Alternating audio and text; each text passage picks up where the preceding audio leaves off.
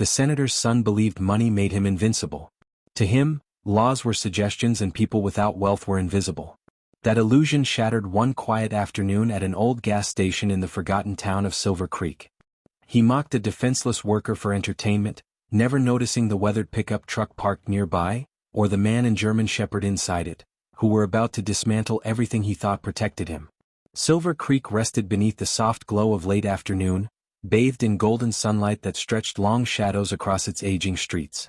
The town felt frozen in time, a place where brick buildings lined Main Street and American flags fluttered lazily from porch railings.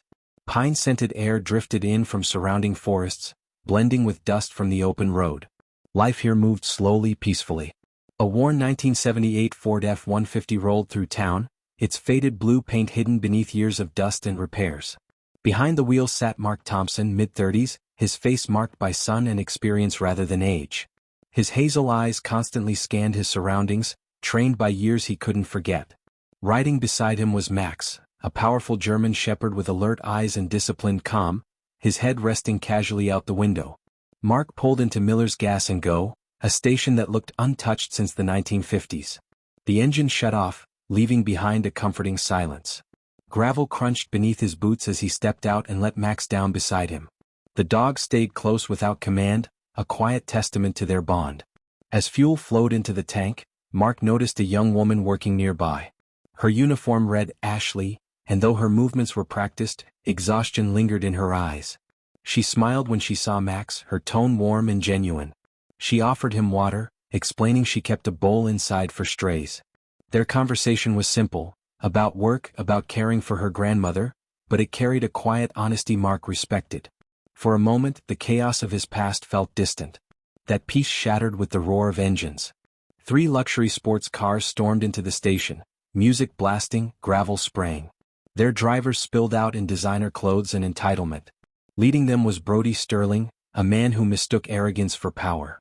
He barked orders, blocked exits, and laughed as elderly customers sat trapped in fear. Mark's posture stiffened. Max sensed it too. Silver Creek's calm had just been violated, and the cost would be far greater than Brody ever imagined. The pounding bass from Brody's car rattled the old fuel pumps, clashing violently with the town's quiet rhythm. Ashley's hands trembled as she handled the premium fuel nozzle, aware of Brody's predatory stare. His expensive clothes and smug expression screamed privilege, and his patience was razor-thin. When a single drop of fuel splashed near the car, Brody exploded. His anger was immediate and vicious. He shouted insults, invaded Ashley's space, and hurled money at her like trash, ordering her to kneel and clean his shoes. The locals froze, not from weakness but from fear of power they didn't understand. Mark watched silently, his expression hardening. He had seen bullies like Brody before, men who hid cruelty behind influence. When Brody raised his hand to strike Ashley, Mark moved. He didn't yell. He didn't threaten. He simply caught Brody's wrist midair. The grip was iron. Brody gasped, shocked that someone dared stop him. Before his bodyguard could step in, Max moved forward, standing tall between them. The German shepherd's growl was low and steady, a warning carved from instinct and training. For the first time, hesitation crossed the bodyguard's face. Mark's voice was calm but absolute. "We don't touch women. Not here. Not ever." Humiliated and furious, Brody retreated, screaming threats and invoking his father's name as protection. Engines roared, tires squealed, and the convoy fled, leaving behind dust and shaken silence. But the danger hadn't passed. Later, Sheriff Jim Barron arrived, not to help but to control the narrative. He ignored witnesses, bullied the station owner, and blamed Ashley. Within minutes, she was fired under threat of constant inspections. Her livelihood was gone. Mark offered her a ride home. Her house sat on the outskirts of town, small but lovingly maintained. Inside, her grandmother Martha welcomed them with warmth and stew. For 1 hour, the world felt safe again. Then the window shattered. A brick flew through the glass, carrying a message: "Leave town or we bury you." Mark didn't hesitate. He boarded the window, secured the house, and made a choice. He wasn't leaving. The predator had crossed a line, and now the hunter would respond. Morning came with false calm. Mark trained Ashley in simple self-defense, teaching her not to freeze, not to surrender to fear. That night he went hunting for answers. From the woods above the Eagle's Nest Villa, Mark observed Brody's party. Drugs. Alcohol. Arrogance. Through surveillance gear he heard the plan: arson. They intended to burn Ashley's home with her inside. Time was short. At 1 a.m. the trap was sprung. A staged car crash lured Mark away while hired thugs waited in ambush. They underestimated him.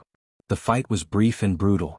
Mark dismantled them with precision, learning too late that the real attack was already underway. Inside the house, Brody and his friends broke in. They wanted Max. Ashley stood frozen as Max emerged from the shadows. Not wild, not reckless, but controlled. When they attacked, Max neutralized them with disciplined force, holding Brody hostage with sheer presence. Mark arrived moments later. Checkmate. But corruption had deeper roots. Sheriff Barron stormed in, weapons drawn, not at the criminals but at Mark. Brody played victim. Evidence was ignored.